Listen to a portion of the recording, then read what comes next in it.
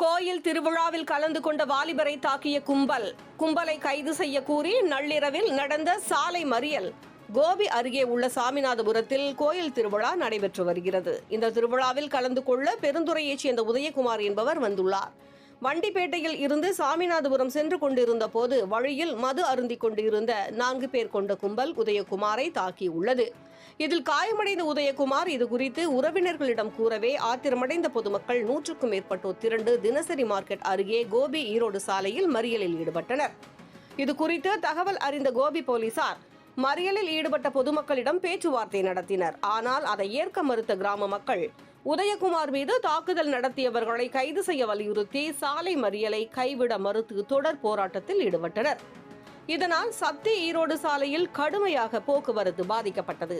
போக்குவரத்தை மாற்றுப்பாதையில் திருப்பிவிட்ட போலீசார் மறியலில் ஈடுபட்ட பொதுமக்களிடம் பேச்சுவார்த்தை நடத்தினர். உதயகுமாரை தாக்கியவர்கள் மீது நடவடிக்கை எடுப்பதாக போலீசார் உறுதியளித்ததை தொடர்ந்து போராட்டத்தில் ஈடுபட்ட பொதுமக்கள் அங்கிருந்து கலைந்து சென்றனர். நள்ளிரவில் கிராம மக்களின் போராட்டம் காரணமாக கோபி பகுதியில் சுமார் 2 மணி நேரம் பரபரப்பு நிலவியது.